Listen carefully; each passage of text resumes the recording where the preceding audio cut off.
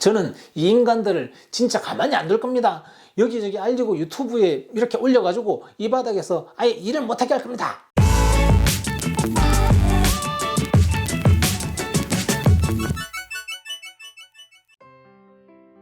안녕하세요, 제이정입니다.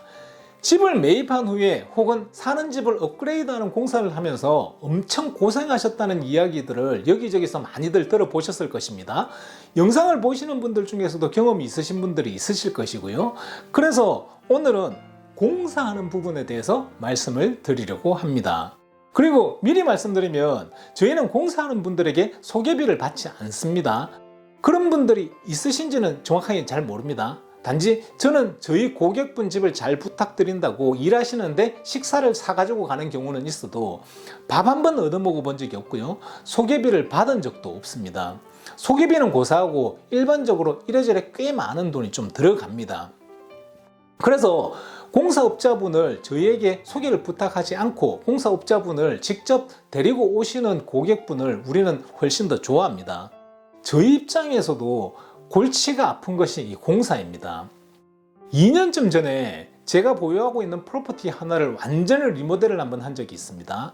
저희가 원래 공사하시는 분들이 있는데 저희 프로퍼티를 할 때 되도록이면 새로운 모르는 사람들을 씁니다.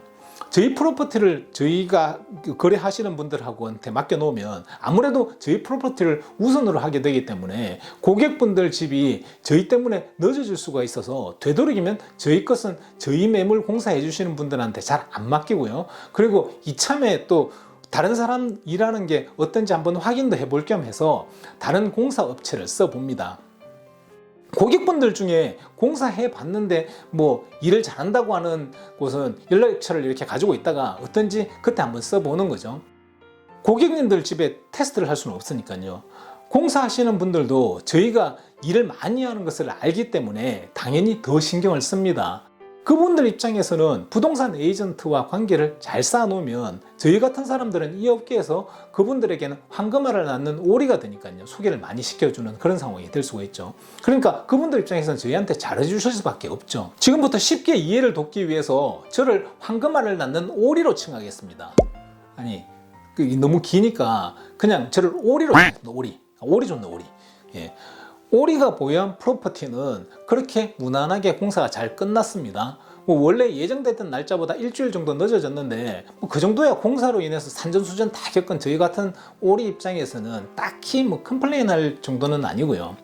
공사가 끝나고 일주일 정도 되었는데 2층의 작은 화장실 욕조 밑의 천장에서 물자국이 이렇게 보이는 겁니다. 그래서 불렀는데 일주일 정도 뒤에 오셨고요. 그리고 그동안 이 물자국이 점점 커지더라고요. 그때 공사했던 분이 오셨을 때는 제가 바빠서 못 가고 다른 사람이 있었는데 밑에 물자국이 난 곳을 뜯어서 살피지 않고 위에 욕조 위에다가 실리콘을 이렇게 그 2층에 거기에 화장실에다 실리콘을 실을 하니까 그러니까 코킹이라고 하죠. 그걸 하고 갔다고 하더라고요. 근데 제 생각에 그러면 안 될 것 같다는 생각을 했는데 당연히 안 됐습니다. 물자국이 점점 커지는 겁니다.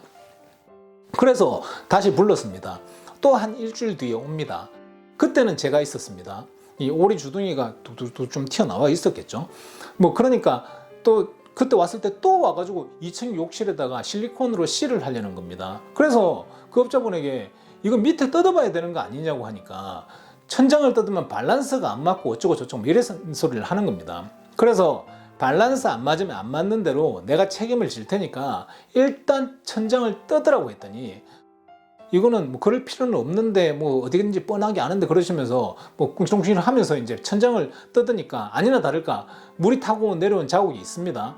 어디에서 물이 나오는지 테스트를 하려고 욕조에 물을 꽉 받아가지고 한꺼번에 물을 내려보니까 물이 그냥 콸콸콸 새는 것입니다. 샤워기를 틀어놓으면 물이 조금 새고요. 뭐가 잘못되었냐면요.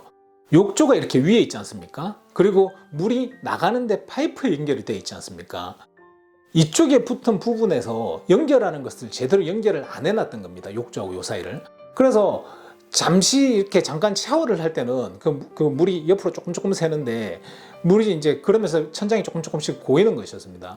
다행히 이제 2층에서 샤워만 하고 물 받아서 욕조로 목욕을 하지는 않아서 데미지는 크지는 않았습니다. 그 즈음에 1층 화장실 샤워 천장에도 약간 습해서 그것도 좀 봐달라고 하니까 창문이 없어서 그렇다고 팬을 틀어놓으면 될 거라고 하더라고요. 원래는 창문을 그렇게 달려고 했었는데 그 뒤쪽에 전기 박스가 있어서 창문을 못 달았었거든요. 어찌됐건 완전 잘못된 파이프 연결된 거는 다시 고쳐서 마무리를 했습니다. 그리고 또 수고비 쪽으로 또 따로 좀 챙겨 들었습니다. 저희 같은 오리들은 하도 여러 경험을 하기 때문에 이 정도로 하나고 그렇지는 않습니다. 어찌 보면 나사 하나 안 조인 실수라고 생각하면 그게 뭐 그렇게 큰 의미가 있겠습니까? 뭐 공사하는 중에 수백 개의 조이고 받고 해야 하는 그 부분들 중에 그 중에 하나 아닙니까? 그러니까 그 조여야 하는 나사 하나가 재수없게 욕조 아래에 이렇게 있었을 뿐인데 뭐 그렇게 생각을 하면 아무것도 아니거든요. 자, 어지간 해결이 되었으니까 됐고, 샤워장 천장에 습한 것은 습기 때문이라고 하니까 팬을 틀어놓고 아래층 샤워장을 한동안 못 쓰게 했습니다. 그런데 또 어느 순간 보니 곰팡이가 막 피어 있더라고요. 그리고 정 가운데 물이 한 방울씩 떨어지더라고요. 전화를 했죠. 그리고 이러이러하다 설명을 드리니까 오신다 그러고 2주 정도 안 오신 겁니다. 돈 안 되는 일이다 이거죠. 그동안 몰드는 점점점 퍼지고 물이 떨어지는 속도가 미세하게 조금씩 더 떨어지더라고요. 그렇다고 저희와 함께 일하는 공사하시는 분들을 오시라 할 수는 없지 않습니까? 자기네한테 공사 맡긴 것도 아닌데 그런 분들, 그분들 오시라면 너무 미안하지 않습니까? 그래서 플러머를 불렀습니다. 천장을 뜯어서 열어보니까 2층의 변기에서 물이 조금씩 새고 있더라고요. 플러머 말이 다행히 물이 가라지 쪽으로 흘러서 그 변기 갈고 그리고 천장만 갈면 된다고, 이건 한지 얼마 안 되기 때문에 그냥 공사하는 사람을 부르랍니다. 변기를 다시 갈아 끼우는 것은 하겠지만 어차피 천장 붙이고 하는 일은 자기네들이 하는 일이 아니니까 자기네들이 이렇게 일을 하면 천장 가는 사람도 불러야 하니까 돈도 많이 들고 시간도 더 걸리고 하니까 그냥 공사하는 사람 불러서 하라고 하더라고요. 근데 그게 맞죠. 왜 그러냐면 보통의 경우 플럼버들은 이렇게 뜯어내고 물 새는 것을 고치지 벽을 다시 붙이고 이 일을 안 하거든요. 그동안 샤워를 할 수 있게 비닐로 막아주겠답니다. 그렇게 플러밍 하시는 분이 비닐을 막아놓고 가시고 난 뒤에 공사하시는 분들에게 연락해서 상황이 이러이러하고 우선 급한 대로 비닐을 막아 놓았다고 하니까 다른 쪽에서 멀리 일을 하고 있고 어쩌고 저쩌고 막 이렇게 여러 가지 이야기를 하는 겁니다. 그래서 짜증을 좀 내면서 당장 안 오시면 지난번에 있었던 일까지 싹 다 해가지고 정리해가지고 보도에 신고하고 정식으로 소송하겠다고 했습니다. 우리는 부동산 변호사가 회사에 있으니까 소송을 하려고 작정을 하면 좀 쉽게 할 수 있거든요. 그걸 공사하시는 분들도 당연히 알고요. 그렇게 엄포를 좀 놓으니까 3일 뒤에 온다고 하더라고요. 그래서 제가 3일 뒤에 몇 시 몇 분까지 올지 정확하게 시간을 알려달라고, 그리고 딱 1분이라도 늦으면 진짜 가만히 안 있겠다고 이렇게 얼음장을 좀 놨습니다. 그리고 3일이 지났습니다. 약속한 시간 1시간 정도 전에 전화가 왔습니다. 진짜 미안한데 내일 오전까지 오시겠다고 합니다. 내일은 진짜 올 것 같으니까 그럼 그러시라고 했습니다. 그동안 붙여놓은 비닐에는 물이 찰방찰방하게 쌓여 있었고요. 그럼 그날 결국 이렇게 무기를 못 버티고 천장에서 떨어졌습니다. 공사 일을 하다 보면 다른 데 일을 못 끝내고 이러지도 저러지도 못하니까 하루 이틀 상관으로 약속을 못 맞출 수는 있습니다. 저희 같은 오리는 그런 것은 충분히 이해를 합니다. 아무튼 그리고 그 다음날 와서 변기를 떼냈다가 다시 인스톨하고 천장을 다 뜯어내고 물이 안 새는 것을 확인을 했습니다. 그런데 왔던 사람 중 한 사람이 저보고 하는 말이 잘 한번 보시라고, 확실히 안 새는 것 확인하셨죠? 안 새는 것 확인하셨죠? 안 새는 거 분명히 확인하셨어요? 이제 새면 이제 우리 책임 아닙니다. 뭐 이런 식으로 하는 겁니다. 나이가 좀 드신 분 한 분하고 젊은 사람이 왔는데 젊은 사람이 그렇게 얘기를 하더라고요. 요런 소리가 나오면 기분이 나빠지죠. 그래서 태도가 그것밖에 안 됩니까? 지금 죄송합니다 이렇게 말씀하셔야 하는 겁니다. 하고 정색을 하고 딱 이야기를 하니까 확 움츠러들어서 잠깐 생각하더니 이제 안 새잖아요. 안 새는 거 확인하고 다음에도 새면 그 우리 책임 아닌 거죠. 그거 확인하는데 그게 뭐가 잘못됐습니까? 막 이런 식으로 얘기를 하는 겁니다. 이 감정을 상한 걸 눈치챈 나이 많은 분들이 이렇게 말리고 이렇게 잠깐 옥신각신했습니다. 나이 많으신 분이 젊은 친구 보고 나가 있으라고 하더라고요. 그리고 저한테 죄송하다고 사과하시고 화 풀으라고 하시길래 그래서 뭐 화 풀었습니다.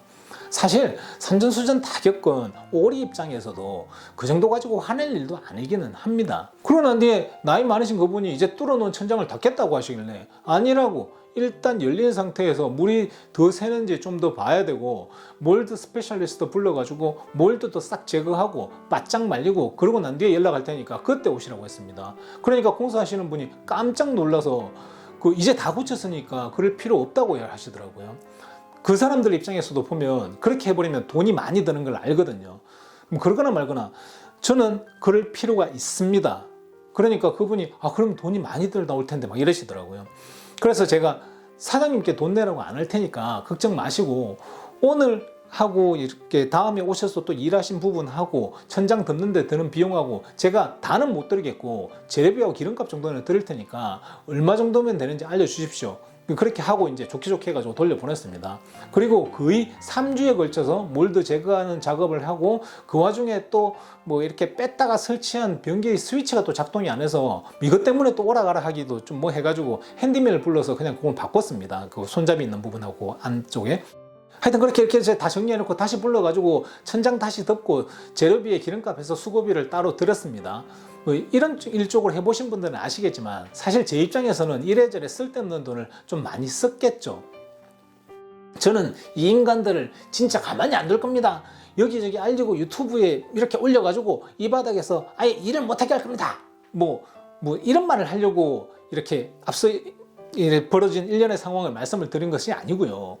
그래도 이 정도면 양호한 거라고 말씀을 드리려고 영상을 만들어 드리는 것입니다. 완전 쌩까고 사라지지 않고 그래도 오잖아요. 좀 늦게라도 오고 제가 음포를 놓으니까 마지 못해서든 어떻게든 왔잖아요. 그리고 해결을 하고요. 사실 그러면 된 거라도 봐야 되거든요. 제가 부채같이 마음이 넓어서 그런 게 아니에요. 하도 여러 공사들을 경험하다 보니까 별의별 일이 다 있고 사람 손으로 하는 것이다 보니까 실수가 생기는 게 비정상적인 게 아니다라는 생각이 있거든요. 실수가 몇 개 나올 수 있는데 그 후 처리를 어떻게 하느냐의 문제이거든요. 사람들이 공사를 하고 난 뒤에 욕하고 화내고 막 짜증내고 이런 것도 진짜 이해가 가는데요. 이렇게 한번 생각해 보십시오. 저는 오리지 않습니까? 저 같은 황금알을 낳는 오리에게도 이 정도인데 다른 사람들에게는 오죽하겠습니까? 그렇다고 해서 그 공사하시는 분들이 만만한 손님들한테만 골라가지고 일부러 못되게 하는 건 아니고요. 일부러 뭐 이렇게 문제 일으키는 사람이 어디 있어요. 그리고 제가 보기에는 공사하시는 사람들이 때리는 강도는 오리나 비전문인 사람들에게는 공평하게 사회주의식으로다가 뭐 평등하고 공평하게 비슷한 강도로 때리는데 받아들이는 사람의 상태에 따라서 강도가 다르게 느껴지는 것도 있는 것 같습니다. 저희 같은 오리들은 1년에 공사만 몇십 건씩 하는 경험을 하다 보니까 맷집이 좀 생긴 건지 이 정도면 됐지 이게 되는데, 사실 업계와 관련 없는 사람들 입장에서는 평생 공사를 하면 3번이나 4번 정도 하고 보통은 한 번 하니까 이런 사태가 생기면 어떻게 이렇게 일을 할 수가 있어, 뭐 이런 사람들이 다 있어 하면서 까닥까닥 넘어가는 것도 이해가 가고요. 저도 처음에는 그랬으니까요. 초반에 부동산 시작할 때 저랑 공사했던 사람들 같은 경우는 저를 성질 더러운 놈으로 아마 죽을 때까지 기억을 할 겁니다. 사연 많았습니다 진짜. 아무튼 공사 경험이 많이 없으신 분들은 상황이 닥쳤을 때 심적으로 많이 힘드실 것입니다.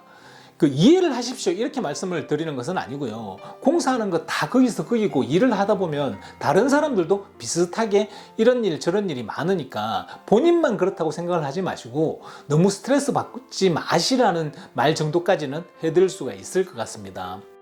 저희는 공사하시는 분들과도 이야기를 많이 하게 되지 않겠습니까? 자연적으로 그분들 입장에서도 나름 고충이 많기는 합니다. 그들이 일하는 시간과 재료 같은 게 다 돈인데 이거 해달라 저거 해달라 뭐 그런 게 실제로 많기도 하고요.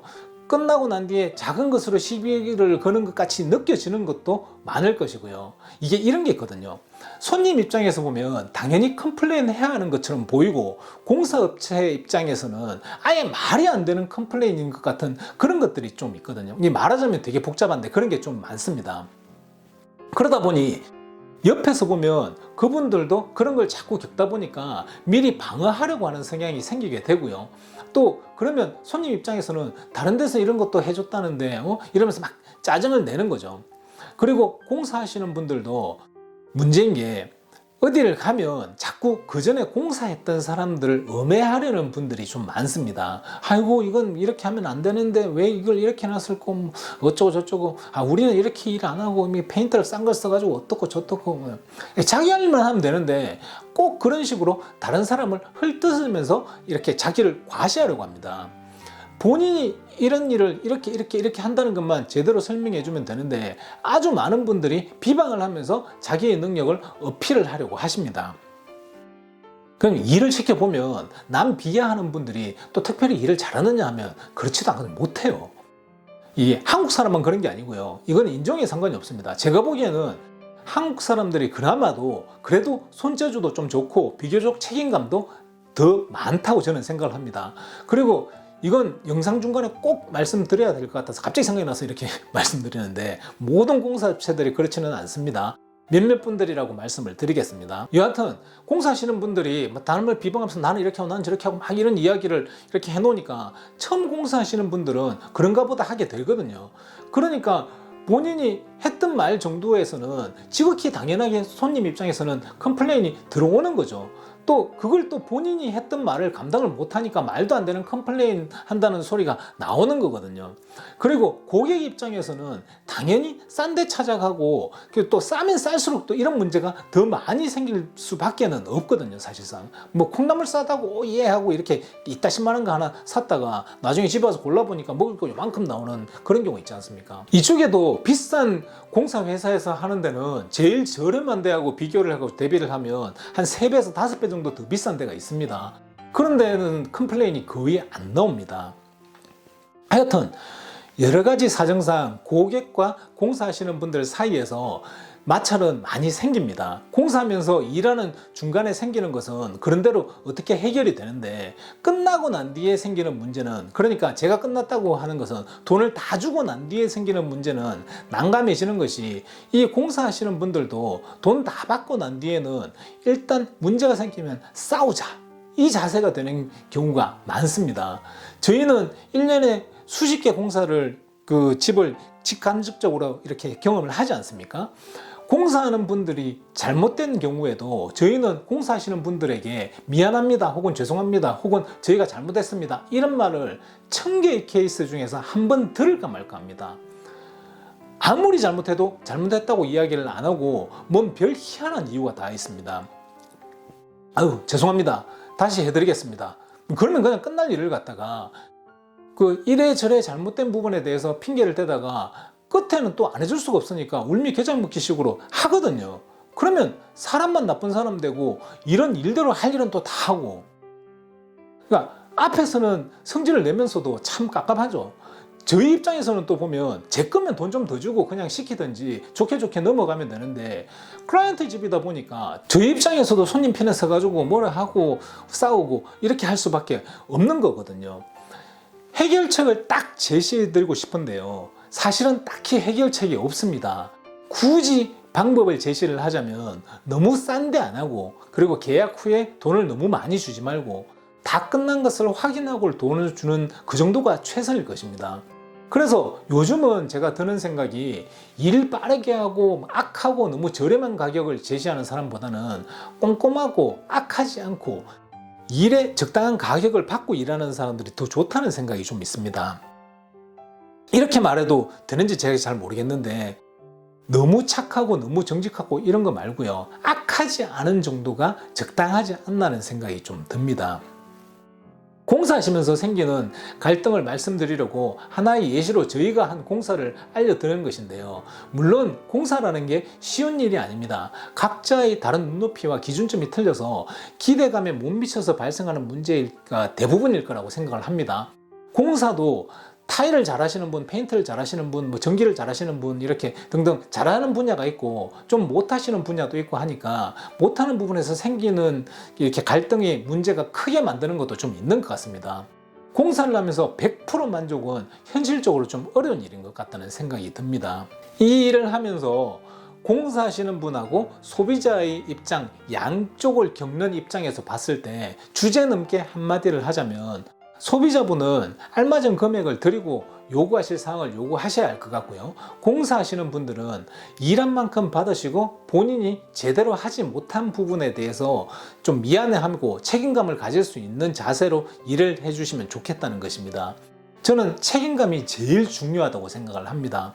물론 공사를 하시는 분이나 혹은 소비자분들이나 대다수의 많은 분들이 좋은 분들입니다.